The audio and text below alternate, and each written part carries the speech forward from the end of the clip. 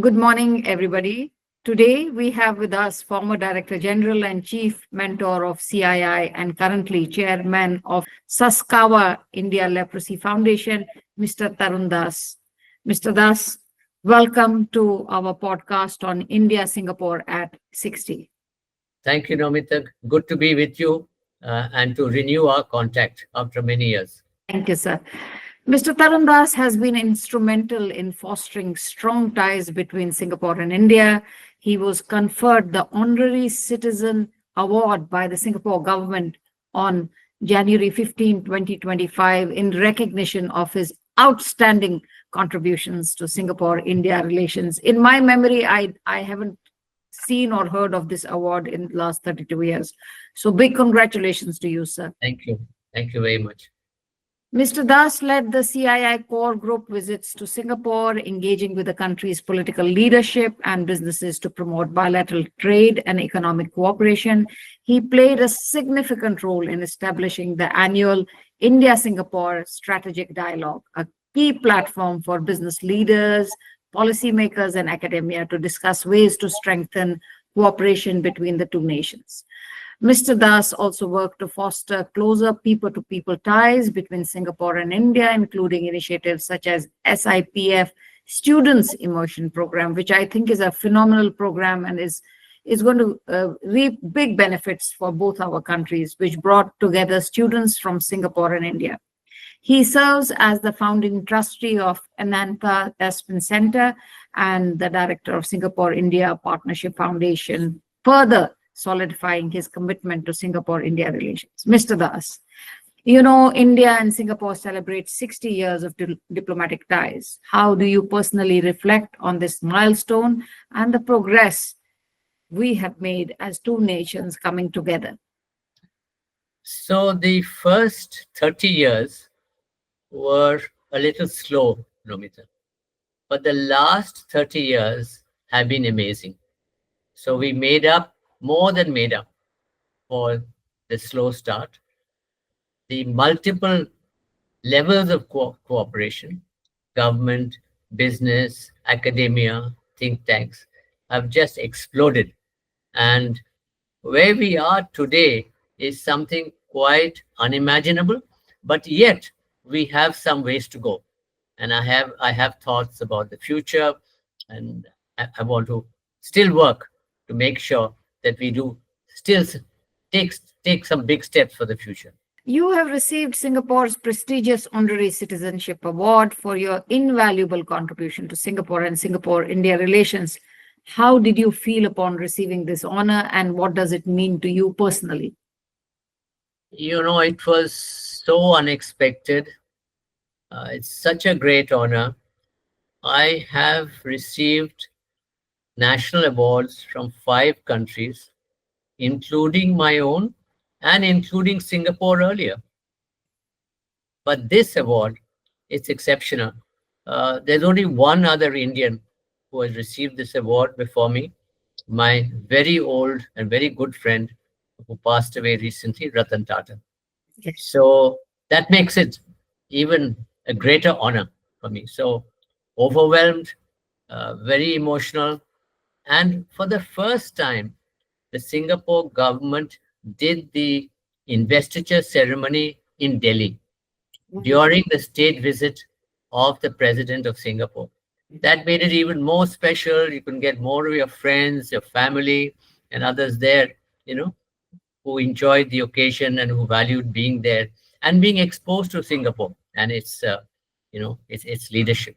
Mr. Das, could you share some key highlights from your time at the CII, particularly in shaping India's engagement with Singapore? So 32 years ago, 1993, we were invited to meet Goh Chok Tong, who was the Prime Minister of Singapore, and to come there and meet him for half an hour and meet other businessmen. You know, this was an invitation by the then Singapore High Commissioner P.D. Lam. When we went to Istana, Prime Minister Goh Chok Tong interacted with us for 90 minutes. He questioned each one, we were 18 of us, CEOs around the table, questioned each one about their business, their agenda, their interests, etc. And at the end of 90 minutes, he said, "What are you guys doing for dinner tonight?" And he invited us and hosted dinner for us and spent another 3 hours that evening.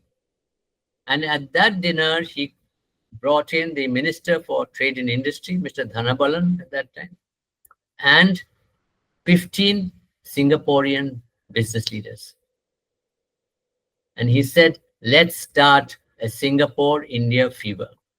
That was the beginning, but what a day it was. And it kind of motivated you, Nomita. It motivated you to work for this relationship. And he has reinforced that, you know, uh, motivation time and again during his prime ministership. And then subsequent prime ministers have done it. And now currently, Prime Minister Lawrence Wong is spending time also giving time to the India connection. So it's been a great journey. It's been ups and downs. We haven't realized as much as the fever that we wanted to create. Maybe it's more of a mid-level fever. It's not a high-grade fever. So, but we are getting there because the recent visit of Prime Minister Narendra Modi was outstanding. He Mhm. went and saw demonstrations of high technology work being done in Singapore. Uh, at the time when Dr. Jaishankar was High Commissioner, we did a lot of work. In those few years when he was there, we kind of multiplied the relationship, and that has never gone back, it's never regressed backwards. So we are in a good place, we are in a sweet spot, but we can do more. The core group of CII, which goes every year and meets the Prime Minister and other ministers and other business leaders, has been critical because that's like an institutional commitment that each year we will go take stock and then what do we do next, and that has been a commitment we started in CII in September 1993, and that commitment continues. Wonderful. It started with a short conversation to a dinner and to a full-blown relationship, which has a lot, scope for growth. Yeah. So the full-blown fever will be next 60 years, I presume. Well, we won't wait for that long. We'll make it happen long earlier. And you mentioned something which is very close to my heart, the student exchange. Yes, I want to see a lot of Singaporeans feeling comfortable with India. A lot of absolutely. Singaporeans liking India, maybe loving it. I love Singapore. You know, Of I course. That's Thank also you. another motive. I love Singapore. I want a body of Singaporeans to love India, and so we wanted to start young. College students from Singapore came. They had all kinds of strange ideas about India. And they went away completely blown. They want to come back and work in India, do internships in India. So then we had a second group coming, same impact. Now we are sending an Indian students group in July to Singapore. And then later in the year, there'll be more Singaporean students coming to India. So we're starting young because if they feel good and they have good memories of India, I think that will stay with them forever. I would like to draw your attention to the days you were coming here. What would you recollect as the pivotal initiatives between Singapore and India during your earlier trips from 94 onwards? What was gaining speed? What was changing the momentum? And which were the industries or focal areas which led to at least what we have now? I think Mr. Narasimha Rao's first visit in 94 and his speech, Look East policy of India, delivered in Singapore, was a big milestone. The second milestone was a SICA, which DPM, now DPM, now no longer DPM, Heng Swee Keat, at that time PermSec, Trade in Mhm. Industry, and his counterpart negotiated, and we were involved in that, supporting that process. So, and that led to a multiplication of trade and investment. But what we have not yet achieved, and this is my agenda now, get more Singaporeans comfortable with India, help them to understand India better, help them to understand that we are 28 different states with different regulations, different systems. So we are very different from Singapore, and many Singaporeans feel a little uncomfortable here. So we have to do hand holding and make sure that they feel comfortable in India. And that's what we are doing more and more now. CII is doing that. Singapore India Partnership Foundation is doing that. And by the way, the Singapore India Partnership Foundation was set up by CII as a dedicated foundation only to work with Singapore. How have you observed Singapore's transformation over the years? Because you've been coming every year and seeing changes. And what role did this cooperation with India play?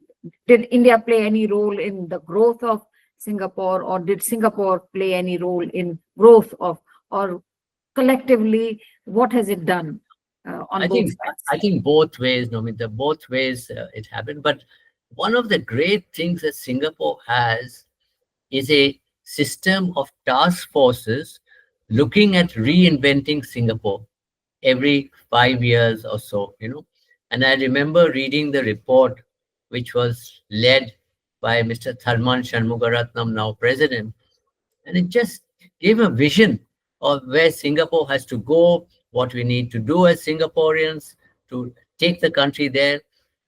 And this is a serious thing that you all do in your country. And so this is something, and we have a 5-year plan system we used to have, but it's nowhere near, this reinventing Singapore exercise that you do. So So, a lot to learn from that, a lot to learn from that. And from the Singapore side, I think they've learned about our processes, they've learned about our way we function, which is very different from Singapore. So there's been learning on both sides, but billions of dollars of investment have come from Singapore into India, but most of it from GIC and Temasek. What I want to see is more and more private sector Singaporean companies going. They are here, but I want to multiply the number. Singapore is already the number one FDI investor into India in the world, but I want to. Singapore should have a bigger gap between them and the next country which invests in India. what would you consider the most significant milestones or turning points in India-Singapore business relations during your tenure and even now? I think the core group, which I referred to earlier, because it's every year, and it's every year revisiting the bilateral relationship, and it's doing it with the top leadership of Singapore is one. And the second one is something that started a few years ago. It's the India-Singapore Ministerial Roundtable, where you have now currently 4 ministers from your side, 4 ministers from our side, meeting together, closed door, no media, discussing everything between India and Singapore and framing the agenda, the next steps, and all. And you will see real results coming out of that process, because relationships are being built, friendships are being built at the top level, understanding is being built, and then agendas are being framed and implemented. So that's a very big milestone between the two. We don't have that with any other country. As far as I know, Singapore doesn't have it with any other country. 4+4, sitting together, spending time together on just how can we do more together. Just a while ago, you mentioned that getting people from Singapore, students from Singapore to come and change their perception of India is something that you would like to take up in a big way. Besides the challenge of having Singaporeans easily come and work in Singapore, did you see any other challenges faced to accelerate the pace of growth between Singapore, and did you see any other challenges which we should overcome as we look forward to another 60 years and more of partnership? I think no, I think the main challenge is to get Singaporeans comfortable with India. Singapore is a big draw for Indians, and there are a lot of professionals from India who are there working, like yourself, doing well, successful, and all of that. There are some key ministers there of Indian origin. But what we want to do is we want the Singapore Chinese community to be more comfortable with India. You know, so we have to make special efforts to make that happen. In a recent article, I have suggested that just as we have small townships or enclaves for Japanese companies in India and Korean companies, why don't we do that for Singapore companies so that they are together and they draw strength from being together and draw comfort from being together with the infrastructure support and all provided by India. So this is something I'm working on. Mr. Das, what sectors do you see have good potential in the future for the two countries to pursue? I think everything to do with advanced technology. Singapore is at the cutting edge of technology. Small country, investing a lot in R&D, investing a lot in innovation. We are innovative people, entrepreneurial people. I think this is a natural fit for us. Basically, digital, anything to do digital. India's digital public infrastructure now is the envy of the world. You know, I mean, with a billion plus people, but we've been able to take broadband right across the country and connect people. But we have a lot to learn from you. I wrote an article once, India, Singapore, A to Z, and every letter of the alphabet represents an area of potential collaboration between India and Singapore. Z stands for zoos because your zoos are also amazing, you know, and I think that's something where we can also collaborate. So there, you know, when you go through the letter of the alphabet, you find so many things which strike you, and I was very happy Straits Times published that article. Tell the Singaporeans what you see in India today. Why do you think they should even consider India? And what is the lure of India? What you see sitting in India? It's the size of the economy. It's huge. The size of the consumer market is huge. But don't worry about India as a whole. You please focus, Singaporeans, on one or two or three states, because each state is huge, you know, by your standards, millions and millions of people. And focus on states which are near you geographically, easy to travel, shorter journeys. Every city is connected now with Changi, so there's no problem of travel, whether it's Singaporean Airlines or airlines from India.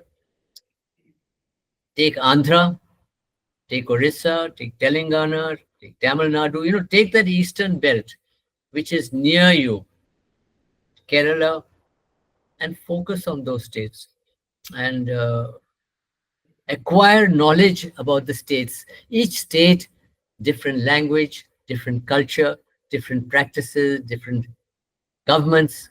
So don't worry about the whole of India. It's too big. And many Singaporeans say that, you know, we don't have so many resources. Don't worry. Just focus on one or two states where you are comfortable and build your level of comfort and build your market and your business and make your profit in those states. You have enough potential just in the states near Singapore. CII as it is now, how is it connecting? How can it connect Singaporeans to the rest of the world, rest of the opportunities? How is it good for Singaporean companies to still connect with CII and seek opportunities not only in India, but in the rest of the world? How has CII in nutshell changed over the years, and how can it become a big connector? Okay, I will now break protocol by speaking about CII because I have retired from there. So these are very personal thoughts, and CII may or may not agree. But CII has a network across the world.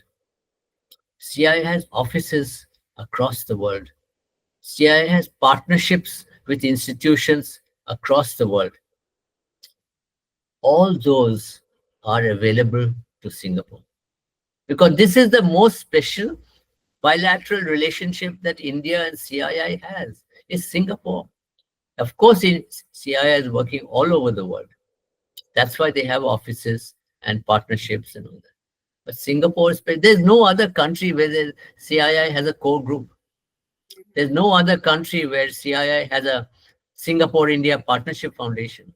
So it's a unique relationship, and CII will definitely be willing and able to support Singaporean companies and industry if the Singaporeans want it. What is, Mr. Das, your message to Singapore, which is celebrating its 60th birthday? And what is your message to both sides, Singapore and India, as we celebrate a milestone year of 60 years of bilateral ties? So to Singapore, you're a great country. You're a great, great country. You're a small city-state, but you carry weightage, you carry heft way, way beyond the small city-state. So it's wonderful to see Singapore and how successful it's been, and all good wishes for continuing that process. You now have a newly elected or re-elected young prime minister, going to have a young cabinet. So I'm going to see, I think what I was talking about, energy in India, I think you're going to see new energy in Singapore. So good luck to Singapore. And for Singapore and India together, I think I think the limitless potential. We will do more.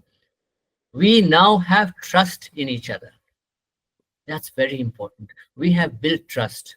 We have built friendship. So the world is wide open for opportunities for us. That would be my way. So the next 30 years, 60 years should be way wonderful, way beyond the past 60 years.